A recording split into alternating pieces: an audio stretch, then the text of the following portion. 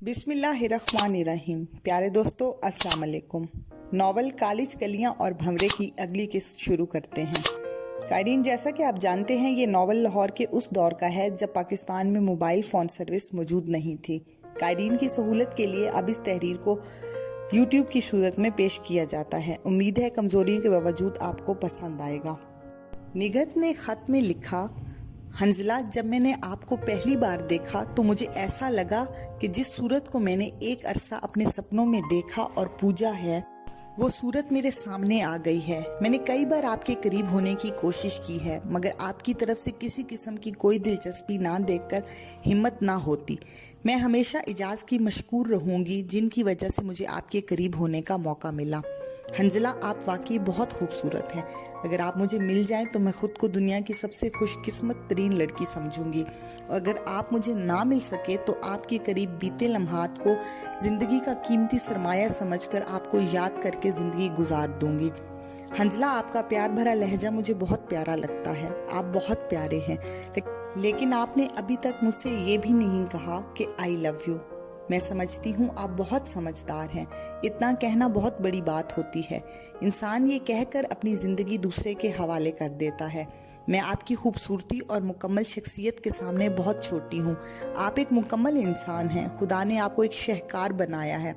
आप जैसे इंसान को देखना सवाब है, क्योंकि खुदा ताला ने आपको फुर्सत और दिलचस्पी से बनाया है। मगर मैं अपने दिल का क्या करूं? जब भी कोई सोच मेरे दिल में आती है वो आपके लिए ही होती है। हर तरफ आपका वजूद नजर आता है। ना ही पढ़ाई होती है और ना ही कोई और काम। बस आपने जो बातें मुझसे कही थी उनको दोहराती हूँ तो मेरा दिल बाग बाग हो जाता है। हंजला, मैं ये मजबूर होकर कह रही हूँ कि मैं आपसे मोहब्बत करती हूँ। मोहब्बत आप जैसे इंसान के लिए बहुत छोटा लफ्ज़ है। मैं आपकी पूजा करती हूँ, क्योंकि मोहब्बत किसी के कद बराबरी आ जाती है। मैं आपकी वाकई ही पुजारन हूँ। निगत ने खत में और भी बहुत कुछ लिखा था। हंजला को ये जानकर बहुत अच्छा लगा कि कोई उसको इतना चाहता है, लेकिन साथ ही वो हल्का सा खौफजदा हुआ कि वो लड़की बातों बातों में इतनी ज़्यादा आगे निकल चुकी है। बहरहाल वो खफीफ सी परेशानी के साथ बहुत ज़्यादा खुश था। वो ज़िंदगी में तसव्वुर तो करता था कि कोई उससे मीठी बातें करे, मगर हकीकत में ऐसा पहली दफ़ा हुआ। उसको ये सोच आ रही थी कि उससे आगे कैसे बात करे। जब काफ़ी सोच के बाद किसी नतीजे पर नहीं पहुंच सका तो उसने इजाज़ से बात की। इजाज़ ने तमाम बात सुनी, खत पढ़ा और ज़ोरदार कहका लगाया और कहा, यार, इसमें परेशानी की क्या बात है? बाज़ लड़कियों को कदम कदम आगे बढ़ाया जाता है और बाज़ जल्दी जल्दी अगली मंजिल तक पहुंच जाती हैं। बहरहाल अपनी पुजारन से प्यार बढ़ाओ, पूरी तरह प्यार वसूल करो और दो। तुम खुशकिस्मत हो कि वो तुम्हें इतना प्यार करती है। तुम्हें परेशान होने की ज़रूरत नहीं है। ज़िंदगी की खूबसूरत यादों में इजाफा करो और ज़िंदगी के खूबसूरत लम्हात को ज़ाया होने से बचाओ। जहाँ मेरी ज़रूरत हो तो मैं जनाब के लिए हाजिर हूँ। अगले दिन सुबह ही सुबह इजाज़ ने हंजला से कहा, तुम अपनी आज से मोटरसाइकिल कम इस्तेमाल करना और जब भी ज़रूरत हो मेरी गाड़ी ले जाया करो। मेरा मशवरा है कि आज किसी अच्छे होटल में निगत को खाना खिलाओ और अगर ज़रूरत महसूस करो तो मेरा मॉडल टाउन वाला घर भी खाली है। हंजला उसकी बातों पर मुस्कुरा कर रह गया। अगले दिन उसने इजाज़ से गाड़ी ली। पहला पीरियड हुआ तो निगत ने राहदारी में आकर उससे कहा, आप बहुत ख़राब हैं। आप खुद फ़ोन करके मुझे खाने का नहीं कह सकते थे कि इजाज़ के ज़रिए पैगाम दिलवाया? क्या वजह है? बहरहाल कब चलना है? हंजला ने कहा, दरअसल मैं क्लब चला गया था। जब मैंने आपको फ़ोन किया तो आपका नंबर नहीं मिला, मगर इजाज़ ने मुझे बताए बगैर आपको फ़ोन कर दिया और मुझे बाद में बताया। चलो अच्छा हुआ, तुम्हें पैगाम तो मिल गया। अब बताओ कितने वक्त तक तुम्हें वापस आना है? निगत ने कहा, वापसी का इतना मसला नहीं है, सह पैर तक। हंजला ने कहा, बेहतर है, अब चलना चाहिए। निगत और वो कार पार्किंग की तरफ चल पड़े। वो गाड़ी में सवार हुए और काफ़ी देर तक ड्राइविंग करते रहे। हंजला को निगत की रफाकत बहुत भली लग रही थी। 1 घंटा ड्राइविंग के बाद वो जनाब पार्क की तरफ चले गया। वहाँ दोनों की कायदे-आज़म लाइब्रेरी की मेंबरशिप थी। वो लाइब्रेरी में एक तरफ बैठ गया। निगत आज पहले से ज़्यादा खूबसूरत लग रही थी। वो जब बातें करती तो उसके कानों के बुंदे जो ज़रा लंबे थे उसके चेहरे की जुम्बिश पर उसके रुखसारों को छू जाते।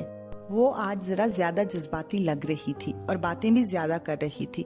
हंजला मुस्कुराते हुए उसकी बातों का जवाब देता रहा। वो कम बोल रहा था मगर उसकी अदाएं देखकर मुस्कुराए जा रहा था। इस बात पर निगत अपनी फतह महसूस कर रही थी। निगत की बातों के दौरान हंजला ने चेहरा सख्त करते हुए कहा, निगत, तुम बातें करते हुए मुझे आज जरा भी अच्छी नहीं लग रही। निगत परेशान सी हो गई। उसकी समझ में ना आया कि उसने ऐसी कौन सी गलती कर दी जिसकी वजह से हंजला उससे नाराज हो गया है।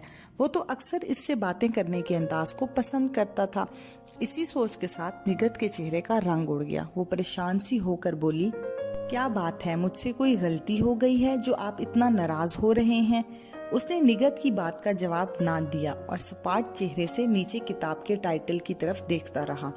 निगत के चेहरे पर अफसुर्दगी के आसार नुमायां होने लगे। वो रूहानसी आवाज में बोली, प्लीज आप मुझसे बताएं तो सही, मुझसे क्या गलती हुई है? हंजला ने सख्ती से कहा, तुमने गलती नहीं की बल्कि ज्यादती की है, और वो ये कि मुझे ये हरगिज अच्छे नहीं लग रहे।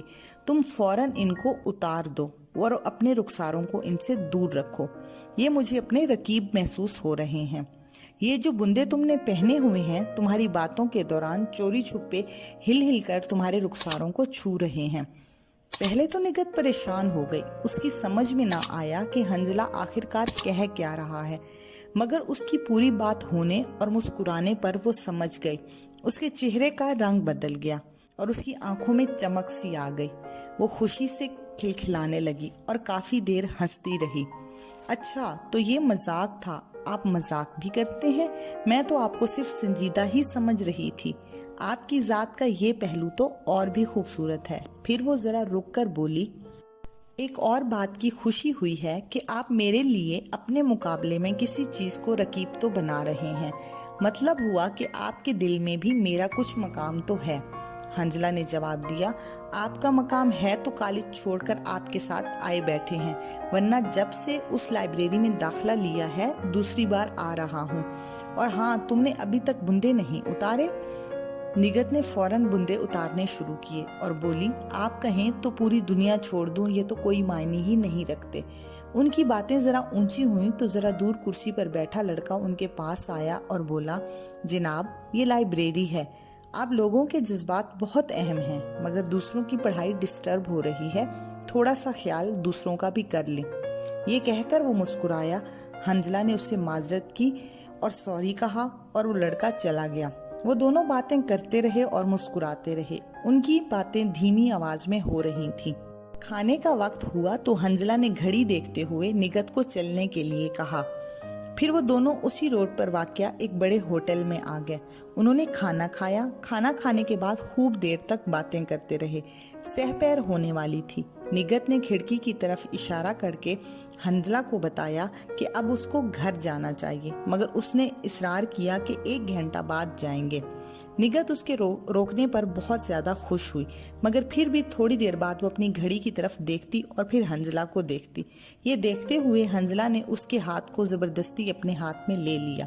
निगत ने शर्माते हुए कहा कि हंजला उसका हाथ छोड़ दे, और वो आहिस्ता आहिस्ता अपना हाथ खींचने लगी, मगर ये जाहिरी इनकार था। हंजला ने बड़े प्यार से उसकी घड़ी उतार दी और उसको दे दी कि वो अपने पर्स में रख ले। जरा फासले पर खड़ी वेट्रेस उनको दोनों को देखकर बहुत मुस्कुराई।